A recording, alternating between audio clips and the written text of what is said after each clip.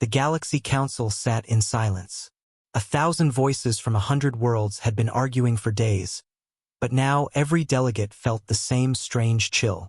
The name that echoed across the chamber was a name they had long ignored: Earth. For centuries, the Council believed humans were nothing more than a small, loud species stuck on their blue planet. Yes, they had wars. Yes, they had technology. But in the eyes of the Council, humans were too fragile, too emotional, too divided to matter in the grand stage of the galaxy. But now something had changed. The first message arrived in broken signals, carried across the stars like a cry from the dark. It was not a declaration of peace, nor a demand. It was something far worse, a call for help. This is Earth Command.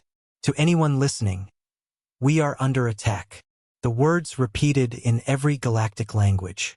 Static filled the gaps, but the meaning was clear. Humanity was not just asking. They were screaming. The council chamber flickered with lights as the translation spread across alien consoles. Tall insectoids clicked their mandibles nervously. Amphibian delegates shifted in their tanks.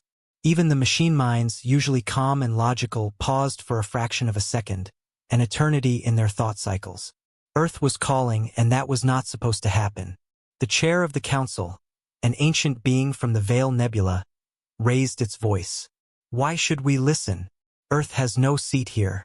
They are not part of our laws. Let their world burn. Murmurs of agreement rose. Some nodded coldly. Others smirked, enjoying the weakness of a species they had always mocked. But not everyone agreed. A younger delegate, her scales shimmering silver, leaned forward. If Earth falls, who will rise next? They have been underestimated before. History warns us, humans do not break easily. The chamber grew restless. Old records were whispered about. Humans fighting impossible wars on their own world, building weapons when none should exist, surviving disasters that should have destroyed them. And then came the second message. This one was not broken. This one was clear. Council of the Galaxy, we know you can hear us. You watched as the enemy came for us. You turned away when our colonies were burned. You laughed when we begged for aid. But hear this, Earth does not beg anymore. Earth fights. The chamber froze. The voice was calm, steady, but behind it was fire. No one could ignore the signal. Not now. The council ordered the message replayed. Again and again. Each time, silence fell deeper. The humans were not crying anymore. They were promising something. And then the feed shifted. The council saw images, ships rising from Earth's orbit, far more advanced than their files predicted. Sleek, black, armed with weapons the scanners could not identify. Soldiers stood inside those ships, faces determined, eyes burning with fury. They should not have this technology, whispered one delegate. They were not ready. Then who gave it to them? Asked another. But deep inside, many already knew the answer. No one gave it to humans. Humans built it, piece by piece, in the shadows of their wars, in the ruins of their broken cities, in secret while the galaxy mocked them. The signal ended with a final line. This is Earth Command. We will not fall alone. If the stars turn against us, then the stars will burn with us. A heavy silence filled the chamber. The words felt less like a cry for help and more like a threat. The council was split. Some demanded intervention, claiming humanity was reckless and dangerous. Others whispered that this was the moment they had feared. The day when Earth would rise not as a weak planet, but as a storm. And in that storm, no one would be safe. Far away, on the edge of Sol System, an alien fleet gathered, ships armed and ready to crush Earth once and for all. Their weapons glowed, casting shadows across the void. On Earth, cities burned, skies filled with smoke, and oceans boiled with enemy fire. Yet, in the ruins, humans stood together. Soldiers, engineers, doctors, and even farmers. Every hand lifted to fight. They had called for help. The galaxy had refused. Now the galaxy would learn what it meant when Earth decided to stand alone. The council, watching through their great screens, did not move. They did not speak. For the first time in centuries, the mighty council was afraid. Because the humans were not just surviving. They were preparing for revenge. The ship that left Earth carried more than weapons. Carried a message written in blood and history. Humanity had sent one ship toward the galaxy's core, but in truth, that ship was carrying the weight of every shadow that had ever haunted Earth. Inside the vessel, Captain Elias Kane stood at the command deck. His face was lined, his eyes sharp, and his voice steady. He was not the youngest of leaders, but he was the one who remembered most. He remembered Earth's endless wars, the betrayals, and the times when humans had almost destroyed themselves. The crew around him were young. Some were scientists, others soldiers, some even refugees who had lost everything. But all of them carried the same fire inside. "Do you know why the Council fears us?" Kane asked his crew, his voice low. No one spoke. The hum of the engines filled the silence. "Because we never stay down. We fall, we break, we bleed, but then we rise. And when we rise, we remember." The young pilot, Arya Voss, turned her head. "Remember what, Captain?" "Everything," Kane said. "Every scar, every betrayal, every time the galaxy laughed while we burned. That memory is our weapon." Far away, the Galaxy Council continued their debate. They replayed old archives of Earth's history, trying to understand. On the great screens of the chamber, they saw humanity's shadows unfold. They saw the world wars, when nations had torn each other apart with fire and steel. They saw mushroom clouds rising into black skies, entire cities vanishing in light. They saw poverty, famine, and cruelty. The delegates whispered, "How did they survive such darkness?" Another answered, voice shaking, "They adapted. They learned. They turned war into technology, pain into strength. They saw humans walking on their moon, even as their own planet was divided. They saw them create machines that learned to think, while still fighting over old flags and borders. And still, the humans pushed forward. It was madness. It was genius. It was dangerous." The council leader slammed a hand down. "This is why they cannot be trusted. Their history is filled with shadows. If they rise, their revenge will not stop with one fleet. It will spread to every world." But another voice, soft and trembling, whispered from the chamber, "Or perhaps they only fight when they are left alone in the dark." Back on Earth, the shadows of the past shaped every hand that built their new weapons. In underground bunkers, scientists who once designed peaceful machines now forged cannons that bent light and shattered shields. In hidden shipyards, engineers used old ruins as blueprints for vessels no one in the galaxy had ever seen before. Every human remembered how it felt to be ignored, mocked, and left to die. And now that memory gave them strength. Captain Kane walked the halls of the ship, stopping at the war room. Maps of the galaxy glowed on the table. Red lines marked the enemy fleets surrounding Earth. Yellow lines showed Earth's hidden resistance cells across colonies the Council had abandoned. Arya, the pilot, stepped beside him. "Captain, what is our mission? Are we to attack the Council directly?" Kane shook his head. "Not yet. Our mission is simpler and far more dangerous. We carry Earth's story. We carry the proof that we are not weak. Once the galaxy sees it, no one will laugh again." He tapped a screen, showing the path of their ship toward the galaxy's center. Arya's eyes widened. "The Council's core world?" "Yes," Kane said. "We will deliver Earth's past to their doorstep. We will remind them who we are." Meanwhile, in the Council chamber, panic spread. Reports arrived from the edge of the Sol system. Alien fleets sent to crush Earth were losing ships at a rate no one expected. "They fight like predators," one commander reported. "They strike, vanish, and strike again. Our sensors cannot track them. Our shields cannot stop them. They use tactics we have never seen before." The Council watched in disbelief. Earth was supposed to be weak, desperate, begging. Instead, they were fighting like a cornered beast, and a cornered beast was the most dangerous of all. "They should not have this strength," a delegate hissed. "They are shadows given form." But deep inside, many already knew the truth. Earth's strength was not in weapons alone. It was in memory. Every scar from their past was now carved into their fight. Back on the human ship, Captain Kane stood before a screen that played Earth's history in fragments. Cities burning, soldiers charging, rockets launching into space. He turned to his crew. The galaxy thinks our shadows make us weak, but our shadows make us stronger. Every failure taught us how to rise. Every war taught us how to fight. Every betrayal taught us how to endure. We are the children of the dark, and the dark has always been our teacher. The crew listened in silence. None of them doubted anymore. The ship pushed deeper into hyperspace, racing toward the Council's core. Behind them, Earth still burned, but it did not bow.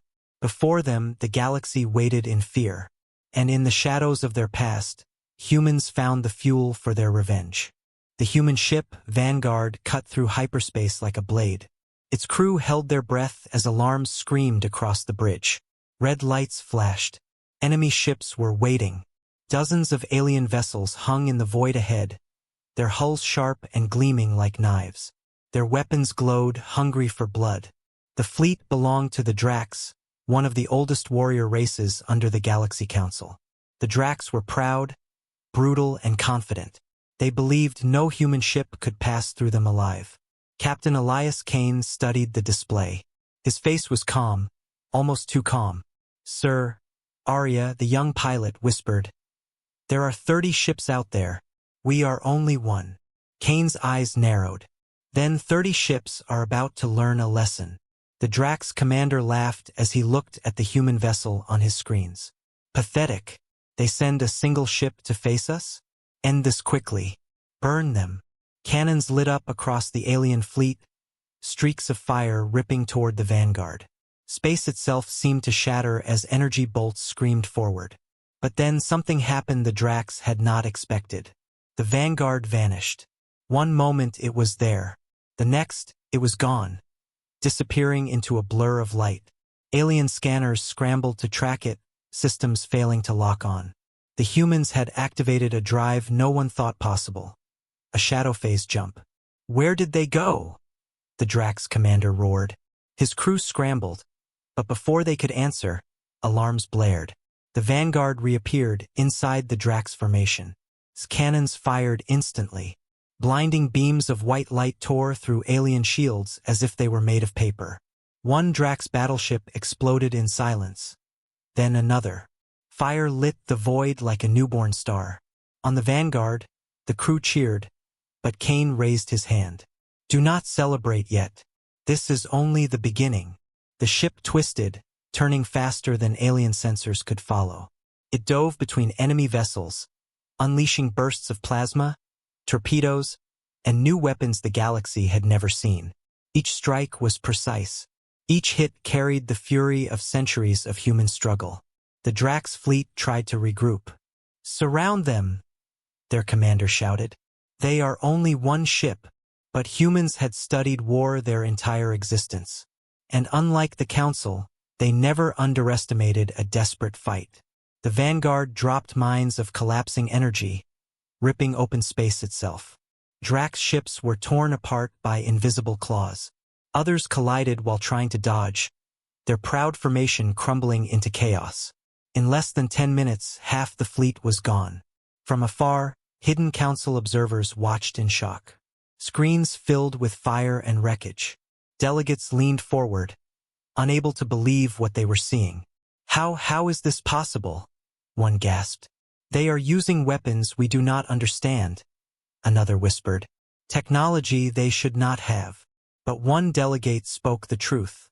"No, the weapons are new, yes, but the fury behind them, that is old. That is humanity." The chamber fell silent.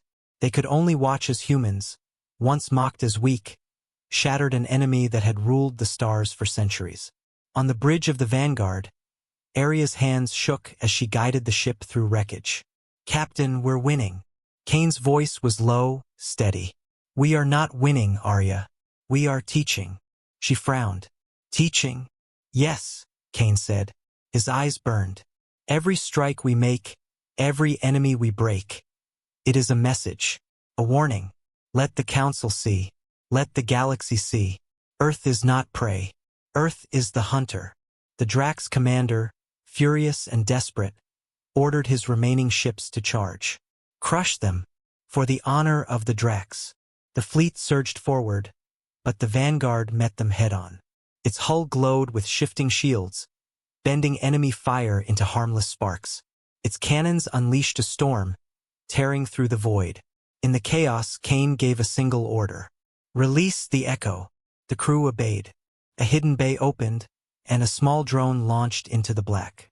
The drone pulsed once, then split into 1,000 fragments of light.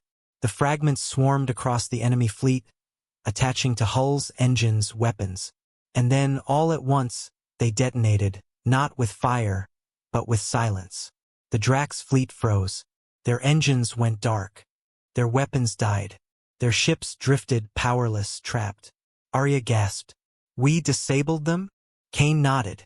Yes, we could have destroyed them all. But instead, we let them live. Why? Because this is not just a battle, Kane said. This is the first strike. The galaxy must see what we can do, and they must fear what we choose not to do. The vanguard moved on, leaving wreckage and silence behind. The Drax, humiliated, powerless, could only watch as the human ship disappeared into hyperspace once again. Back on Earth, the message spread quickly. Humanity had struck first, and the galaxy had felt it. Across colonies and hidden outposts, whispers grew louder. We are not alone. Earth fights back. And across the galaxy, fear spread like wildfire. In the council chamber, chaos erupted. Delegates shouted, some demanding immediate war against Earth, others arguing to stay silent. They must be stopped, one cried. Stopped? Another laughed bitterly. Tell me, who among us can stop them now? The council leader's voice was cold.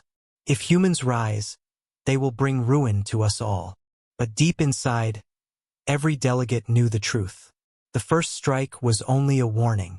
And if Earth could do this with one ship, what else were they hiding? The vanguard drifted in the dark after its battle with the Drax. The crew worked quietly, repairing systems, tending wounds, and whispering about the victory no one believed possible. But in the command deck, Captain Elias Kane sat alone, staring at the message Earth had sent. The price of survival is higher than we thought.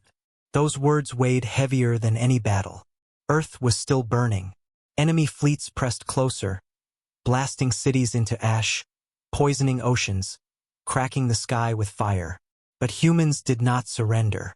In bunkers deep underground, civilians dug tunnels and armed themselves with rifles older than their grandfathers. In space, smaller human ships fought like wolves, biting at the enemy's flanks before vanishing into the dark. Every victory cost blood. Every day demanded sacrifice. The council watched from afar, silent. Some delegates wanted to act, but most feared. If we help them, they will grow stronger. If we fight them, they will drag us down with them. So they did nothing, and Earth bled. On the vanguard, Kane called his officers together. The war table lit up with red lines, showing Earth's desperate defense. We won against the Drax, said Arya, her voice hopeful. We can keep winning. Kane's eyes were hard. Every victory costs us lives we cannot replace. For every enemy ship we destroy, we lose a city, a colony, a child. This is the price of survival. The room grew quiet. The crew understood. Winning did not mean living. Dr. Lyra, the ship's medic, clenched her fists. So what do we do? Keep fighting until no one is left. Kane shook his head. We fight smarter, and we make them pay for every drop of blood they take. Far away on Earth, Commander Rios stood in the ruins of New Berlin, once a shining city of glass towers. Now it was a wasteland of fire and dust. Around him, soldiers dragged the wounded from rubble while civilians carried weapons heavier than their own bodies. Report, Rios barked. A young lieutenant, covered in ash, saluted weakly. Enemy forces pushed us back 3 sectors, but the people fight beside us. Farmers, children, even the old. They refused to run. Rios closed his eyes. Humanity was paying the price, not just with soldiers but with everyone. He opened his comm. Kane, do you hear me? Static crackled. Then Kane's voice replied. I hear you, old friend. Rios hesitated, then spoke. We can hold them, but only for a time. You must make them fear us. Show the galaxy what happens when Earth is pushed to the edge. Kane ended the call with a heavy heart. The burden was clear. The Council would not save them. No other species would stand with them. Earth stood alone, and so Earth would make its stand unforgettable. The Vanguard jumped into hyperspace again, this time heading not for battle, but for sacrifice. Kane had a plan, one that could save Earth or destroy it completely. Set course for the Orion Nexus, he ordered. The crew gasped. Aria's hands trembled on the controls. Captain, the Nexus is forbidden. Even the Council doesn't enter it. The gravity storms alone can tear a fleet apart.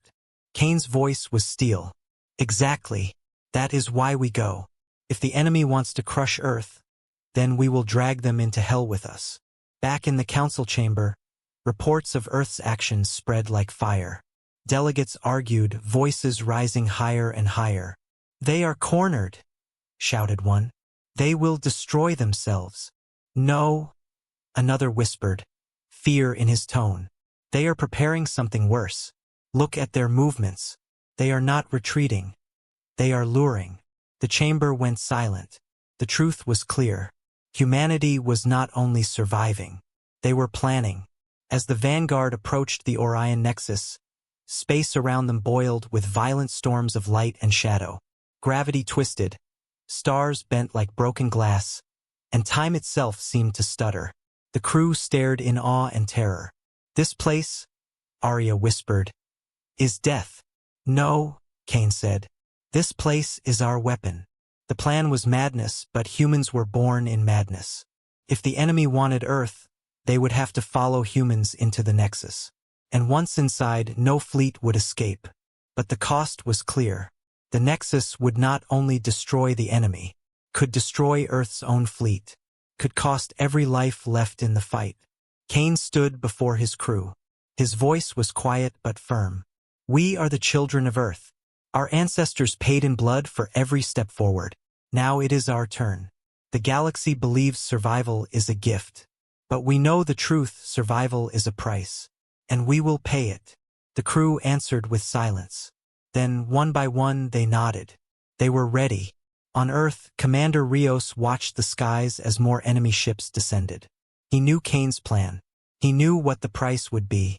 But he also knew there was no other way. He whispered to himself, "Forgive us, but let them remember." The Vanguard reached the edge of the Nexus, its hull shaking under impossible forces. Behind them, sensors lit up. An enemy fleet had followed. Dozens of ships, armed and ready, unaware of the trap. Kane stood tall, eyes locked on the storm of light ahead. "Prepare the first maneuver," he ordered. "Let the Council watch in silence. Let the galaxy learn the cost of underestimating Earth." And with that, humanity's greatest gamble began. The Vanguard floated at the edge of the Orion Nexus, its hull groaning under the pull of the storm. Space bent and twisted like glass, stars stretching into ribbons of light. The crew held their breath, eyes wide with fear. Behind them, the enemy fleet appeared, dozens of ships, their weapons glowing, confident they had trapped the humans. But Captain Elias Kane only smiled. "They think they have us," he said quietly. "They don't know they've already stepped into our graveyard." The enemy commander gave his order. "Destroy them. Burn the humans until nothing remains." Cannons lit the void, streaks of fire racing toward the Vanguard. But instead of retreating, Kane gave the signal. "Aria, first maneuver." The pilot's hands danced across the console. The Vanguard dove into the Nexus. Gravity storms tore around the ship, twisting space itself, but the vessel held. Alien scanners tried to follow, but their signals warped into chaos. "Captain," Aria cried, "if we go any deeper, we'll be torn apart." Kane's voice was calm. "So will they." The enemy ships gave chase. Proud and reckless, they followed the humans into the storm. At first, they believed they were winning. Their numbers were many, their firepower unstoppable. But soon, the Nexus began to show its true face. Gravity waves ripped apart the formation. Two ships collided, their hulls shattering into fire. Another was pulled into a whirl of broken space, vanishing in silence. Panic spread across their comms. What is happening? Shields are collapsing. Engines failing. And in the center of it all, the Vanguard moved like a phantom, weaving between storms, leading the enemy deeper and deeper into the trap. Far away, in the Galaxy Council chamber, the delegates watched the battle unfold through their great screens. The chamber was silent. They had expected to see Earth destroyed. Instead, they saw the enemy fleet crumble inside the Nexus. One delegate whispered, "They lured them. They planned this." Another shook his head. "Impossible. No species could control the Nexus. It's chaos." But the proof was before their eyes. Humanity was not controlling the Nexus, but they were surviving in it. And that survival was deadlier than any weapon. On Earth, Commander Rios received the updates. He stood in the ruins of his command post, surrounded by soldiers and civilians who refused to abandon the fight. "They're doing it," an officer said, eyes wide. "The enemy fleet is breaking apart." Rios allowed himself a thin smile. "Good. Let the Council see. Let them understand that silence has a price." Inside the Nexus, the battle turned into slaughter. The Vanguard released more echo drones, scattering them across the enemy fleet. Each drone pulsed, disrupting systems already weakened by the storm. Alien ships fell one after another, their wrecks dragged into endless darkness. Aria's hands trembled. "Captain, we're killing them all." Kane's voice was steel. "Not just killing, teaching." "Teaching who?" Kane's eyes burned. "Everyone watching." And indeed, the Council was watching. Every delegate, every species, every leader who had mocked humanity was now silent. They saw a single human ship turn an impossible battlefield into a weapon. They saw desperation turned into strategy, weakness turned into strength. One delegate broke the silence. "If humans survive this, if they win, they will never bow to us again." Another whispered, almost in fear, "They will not bow. They will rise." The chamber fell quiet once more. For the first time in centuries, the Council had nothing to say. Back in the Nexus, the last of the enemy ships tried to escape. Their commander screamed orders, but it was too late. The storm swallowed them, twisting metal into dust. The Vanguard emerged alone, scarred but alive, leaving behind only silence and wreckage. The crew erupted in relief, some laughing, some crying, all of them alive against impossible odds. But Kane did not smile. He stood at the command deck, staring into the dark. "This is only the beginning," he said. The crew fell quiet. They all knew what he meant. Humanity had won a battle, yes, but the war was far from over. Back on Earth, the people cheered as the message spread. The fleet that came to destroy them had been broken. For the first time, hope flickered in the ashes of ruined cities. But hope carried weight. Every life lost, every sacrifice made, every shadow of the past. They were all reminders. Humanity was strong, but strength always demanded a price. In the Council chamber, silence still ruled. No vote was taken. No words were spoken. The galaxy's greatest powers, who had once mocked Earth, now sat frozen in fear, because they all understood one thing. If Earth could do this while burning, what would they do once they rose again? As the Vanguard set its course back toward Earth, a new signal appeared on Kane's console. It was not from Earth. It was not from the Council. It was from somewhere else. Unknown. Ancient. The message was short. "Humanity, we have been waiting."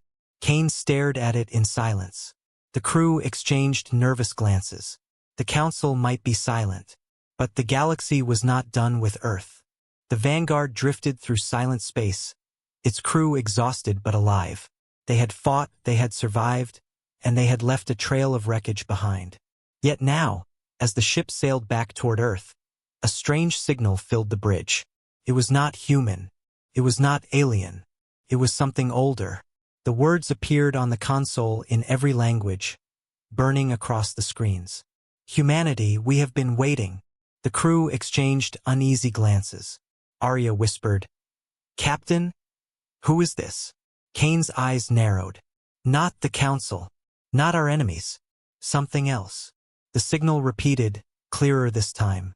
A voice, deep, calm, almost ancient, echoed through the ship. We have watched the council ignore you. We have watched the galaxy mock you. We have watched you bleed. And now we have watched you rise. The crew held their breath. The voice continued. You are not the first to be cast aside by the council. You are not the first to suffer in silence. But you are the first to fight back. You are the first to make the stars tremble. The bridge went silent. Even the hum of the engines felt distant. Who are you? Kane asked. The answer came like thunder. We are the forgotten. The ones the council betrayed long before you. Worlds burned. Species erased. Voices silenced. But not all of us died. Some of us waited. And now, humanity, we offer you a choice. The signal shifted, showing visions across the galaxy. Fleets of hidden ships buried in asteroids, weapons stored in dying stars, armies of exiled species who had hidden in the shadows. Join us. Take the strength of the forgotten. With us, you can tear the council from their throne. With us, you can burn those who turned away from your cries. The crew stared, speechless. Arya whispered, Captain, if this is real, we could win. We could crush them. Dr. Lyra shook her head. Or we could become like them, destroyers, tyrants.